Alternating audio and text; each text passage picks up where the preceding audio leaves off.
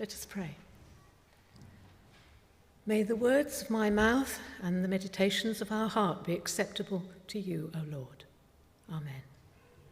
Please sit down. Well, I've been coming to this church since 1998, when we first moved here, with about 5 years off when I was in Japan for my husband's work. So why am I a Christian? Well, the short answer is, I haven't always been, but nothing else I tried worked. That might sound flippant, something I'm not usually described as, but looking back on my life, I can see both its truth and at the same time how all along I was being pointed in this direction by events or people, that is, pointed Christwards. My childhood introduction to Christianity was nothing like today's. In the early 1950s at my primary school, Christchurch, Wolverhampton, or Wolverhampton as my dad and anyone else born there would say, I heard there a fire and brimstone version. My first teacher told us we were either sheep or goats, and when then the day of judgment came, we'd find ourselves burning in hell if we weren't on the right side. My parents were not churchgoers or educated past the age of 14. They had 3 children, me, born in 1947, but conceived before they married, and the reason they did marry, and a source of constant shame for my mother. My brother Paul, a year later, and then Colin in 1954. Like most children, we were christened as babies, most children then. On my father's wage as a lorry driver, we weren't well off, and for the first 6 years of my life, we lived in various lodgings before moving into a council house. My father loved being out on the open road, so he left looking after the children to my mother. And she was a strong and strict woman who worked hard and did her best without modern conveniences like a washing machine or a hoover or a toilet or a bathroom. And because she didn't want to be like her mother, who'd left her husband and young family in Plumstead and run off with a much younger man before the war, my mother kept us on such a tight leash that it wasn't easy for us to think for ourselves or make our own decisions. But we were well fed and clothed, if not emotionally affirmed.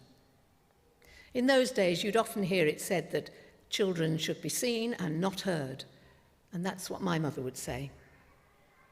But we always had a week's annual holiday at the seaside in a caravan or cottage in North Wales, and these times hold happy memories.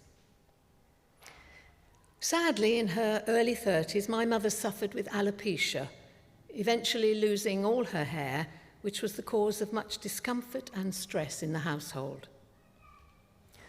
But she liked to read, so although there was little money for luxuries, we always had a book for our birthdays and Christmas. And one of my earliest was The Story of Jesus according to St. Luke, with some lovely black and white illustrations, including this.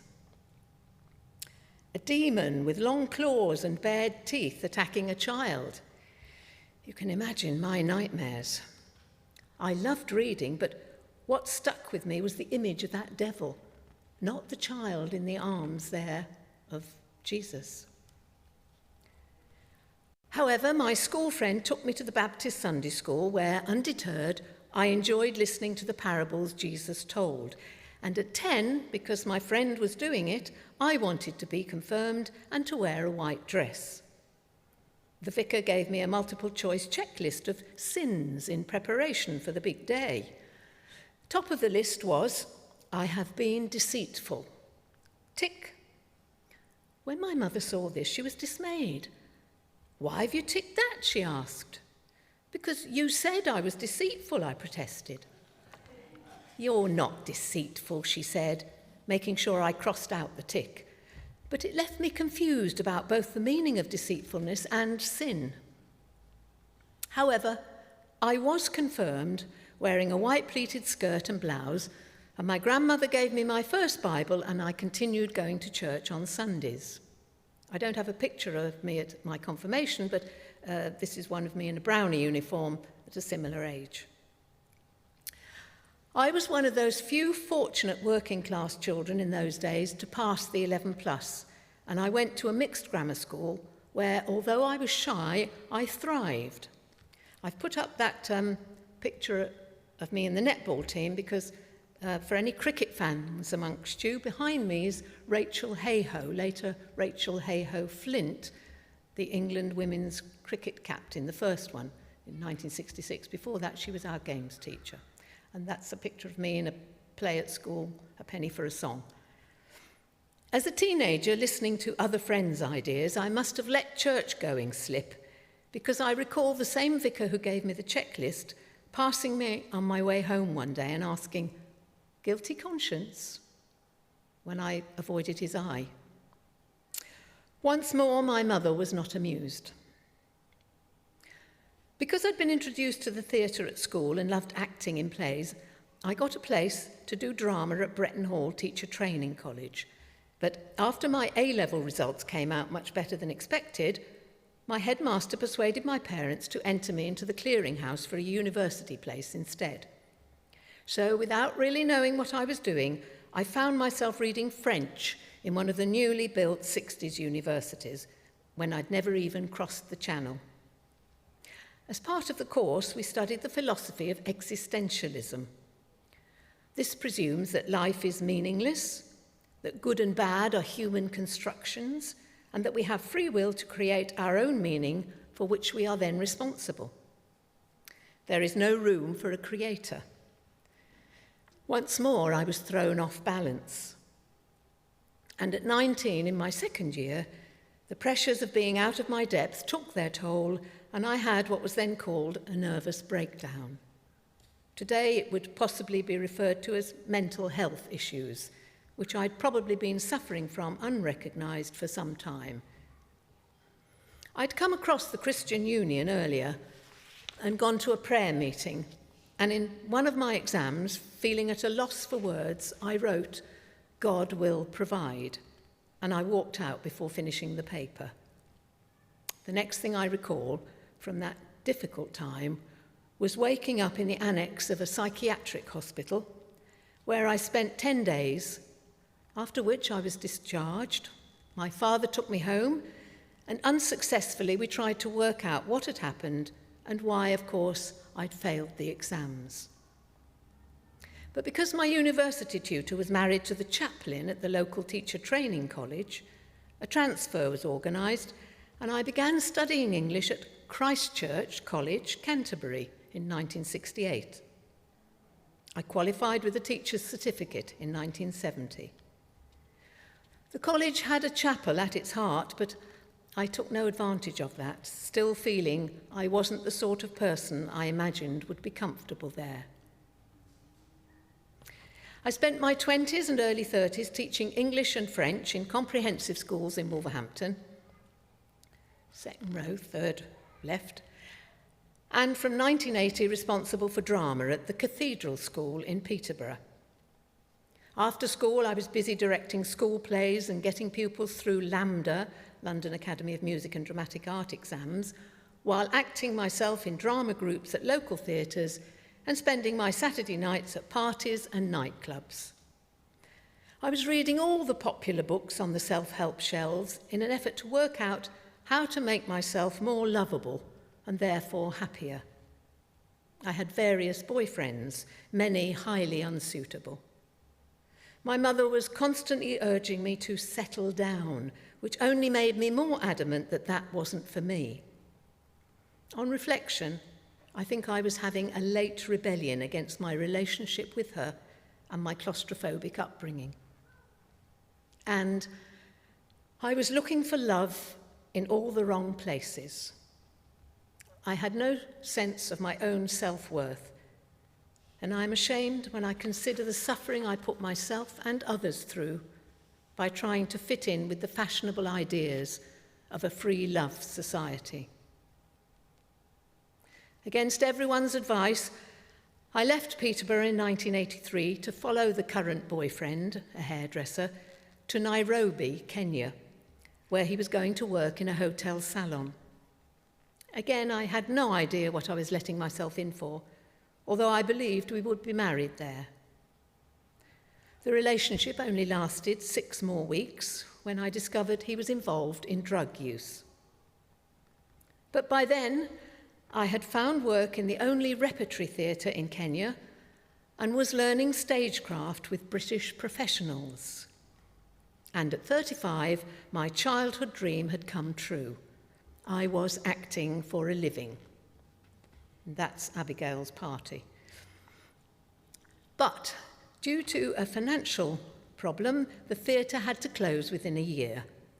However, with 13 years teaching experience in Britain, I wasn't out of work for long, and I joined the staff of a prestigious prep school in Nairobi called the Banda.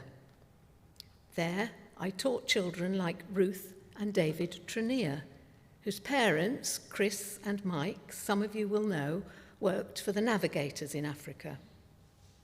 The pupils were eager to learn, and my teaching skills flourished. What I didn't know, until she told me 15 years later, when I moved to New Malden and discovered that the Treniers had a home here and came to this church, was that the quiet 11-year-old Ruth in the back row of my class, sensing that her favourite English teacher wasn't happy, used to pray for me. One Sunday evening in June 1984, I was being driven back from a weekend trip up country. In the darkness on the Mombasa Road, 35 miles from Nairobi, as my male friend and I stopped to mend a sudden puncture, a gang of 6 armed robbers dragged us into a ditch at the side of the road, threatening to kill us. Desperate to break free, I asked the ones holding me if they believed in God. This seemed to incense one further, and I was hit over the head with a machete. I offered the gang money which I had in the car, not knowing that it had already been taken. The thought that there was more to give them, however, meant they loosened their hold long enough for me to run out into the road, where fortunately a coach of Muslim women was returning from worship at a nearby mosque. The women told their driver they'd seen a white woman with blood on her white sweater, and he slowed down sufficiently for me to be hoisted aboard. One of the women was a doctor's wife, so I was taken to the MP Shah Hospital in Nairobi to be stitched up. My overriding feeling was of gratitude to those women and guilt at having been in the wrong place at the wrong time. We'd been too busy with a bottle of wine swapping life stories to start the homeward journey earlier. And a biscuit factory had closed that week, putting men in that area out of work. But it was a turning point in my life. Gradually, positive things flowed from it. I realized that there are such things as angels at work. And a year later, because I was still finding it difficult to sleep, a doctor recommended a course of counselling therapy, a very new concept to me at that time. Step by step, a sense of greater self-respect was awakened in me, and I began to recognize my emotional needs. And finally, I met David, a man completely different from the men I'd been attracted to up until then. He was in Nairobi on a diplomatic posting. I was still acting in the holidays, and we found ourselves cast as husband and wife in The Real Thing by Tom Stoppard. Our friendship began as we discussed our characters' motivations. Offered a job at the Italia Conti Stage School in London in 1989, I decided to leave Kenya to resume my teaching career. And unexpectedly, David came back to the UK the following year. Our relationship developed, and in 1992 we were married at Mordenhall Park Registry Office. And I moved from Haringey to David's flat in Wimbledon. The following year, At the age of 45, I became pregnant, only to miscarry after 3 months. Shortly afterwards, we were on our way to David's second posting to the British Embassy in Tokyo, Japan. From my story so far, you'd be right to get a picture of a certain directionlessness. From when I left home at 23, I'd moved house and changed jobs many times. I'd lived and worked in Wolverhampton, Peterborough, Nairobi, and London. I'd spent much of my life searching, not knowing what for, resisting the pull towards my misconceived view of what being a Christian entailed. I never rejected God. I was often questioning and sometimes hearing what people around me had to say, but how sin was anything that separated us from God, how it came about when we put ourselves at the centre of life. But I wasn't always listening. I'd assumed Christians were people who'd never broken the 10 Commandments, unlike me. Married to David, I had a sense of purpose. I felt emotionally supported, ready and able to lend my support in return. And despite his not being a Christian, we both say that God had a hand in our meeting. There is no other way our paths might have crossed. Once in Japan in 1993, I had to come to terms with never being a mother. My neighbour, another spouse from the embassy, introduced me to the Tokyo Union Church Women's Society, which offered courses for newcomers to learn more about the culture of the country. As well as Ikebana and Tai Chi, I started a course on the tapestry of religion in Japan. And at the same time, David's secretary, Deborah, who was and still is a devout Christian, suffered a miscarriage. And I felt able to offer her help and understanding, which she gave me later in 1996 when I heard that my father was terminally ill. Deborah told me she'd stood up in the congregation one Sunday and asked for prayer for my father on the very same day my mother told me later that Dad had rallied. He was eating and had gone into the garden. From then on, I was sufficiently intrigued to start going to church with her, and I continued after my father died. That's Deborah with her son Adam, born in Tokyo, and her husband, of course, in the background. It took more courage for me to go to church alone. I'd sit in the balcony to avoid the roving mic, asking newcomers to introduce themselves. I was content to watch families chatting below, although a part of me wished I could join them. I was trying to follow C.S. Lewis's advice on faith, to act as if I believed, and the rest would follow. Yet I was uncomfortable with the language, such as being on fire for God and having a relationship with Jesus. It wasn't rational and seemed remote from my childhood perception of God, which was awesome, yes, but judgmental, even vengeful. And then, in December 1996, I heard a young American preacher, Barbara Lund. The reading was Luke 14, verses 16 to 24, which Liz read earlier, the parable of the rich man's banquet. Everything was prepared, the guests had been invited, but were making excuses for why they couldn't drop everything and join the host. "Why," said Barbara, and I felt she was looking directly at me, "when God is inviting you to the best party in town, would you not want to go?" She touched a nerve. Like the guests in the parable, I could offer all sorts of reasons to decline such an invitation. Fear of the unknown, of opening myself to people I didn't know. Everyone else there was better than me.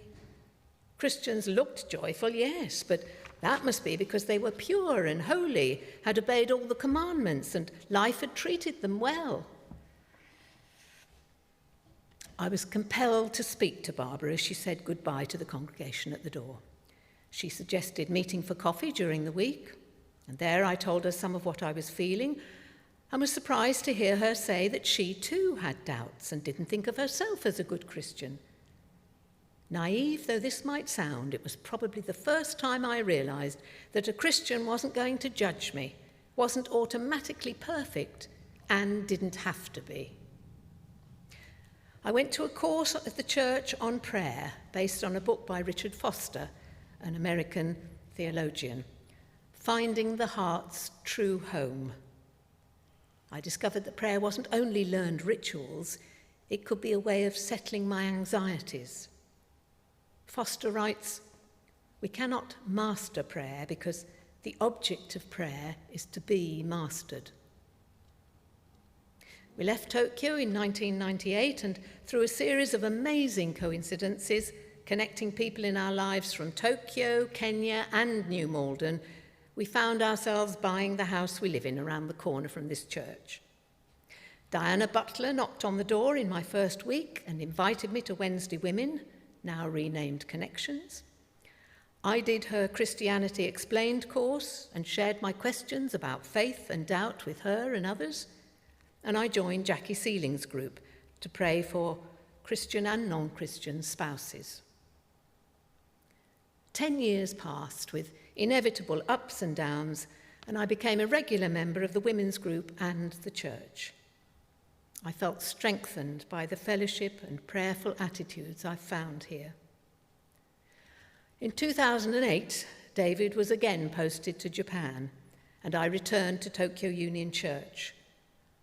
Throughout our 4 years in Tokyo, I was comforted by the fact that the women's prayer group, continued by Denise Rolfe and Diana Elsden, after Jackie had returned to Texas, they were praying for us. On our return in 2013, it was one of the easiest and most joyful things to pick up my links with Christchurch and renew my Bible study and relationships here. I do feel I've been saved from a life without God, rudderless as I was, not knowing where I was heading.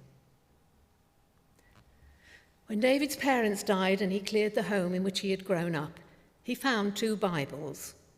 One, a big King James version with the Warren family tree at the front, and a Good News Bible with an inscription from one of his mother's cousins. If you search diligently, all the answers to all the questions are contained herein. I believe this is right. When I first went into Christchurch Junior School Hall in 2014 to take part in Open the Book assemblies, I was struck by the words painted around the walls. Becoming the people God made us to be, the best version of ourselves. How I wish I'd known that in my younger days when I was too intent on pleasing others.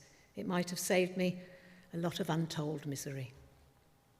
But, as St. Paul wrote to the Romans in the 1st century AD, all have sinned and fall short of the glory of God, and are justified freely by his grace through the redemption that came by Jesus Christ. And we know that in all things God works for good with those who love the Lord and have been called according to his purpose. Verses like these and Jeremiah's words to the exiles sometime in the 5th or 6th century BC, "I know the plans I have for you," declares the Lord, "plans to give you hope and a future. These speak peace to me." So, why am I a Christian? I still don't know how to answer, other than to say I know very well what it's like not to be. It's still a mystery. Having a relationship with a man who died more than 2,000 years ago isn't rational. It requires faith. But I know what it's like not to have that faith. And by God's grace, through the Holy Spirit, it began to grow in me. And thank God it's still growing. So my final answer is, I'm a work in progress. Thank you.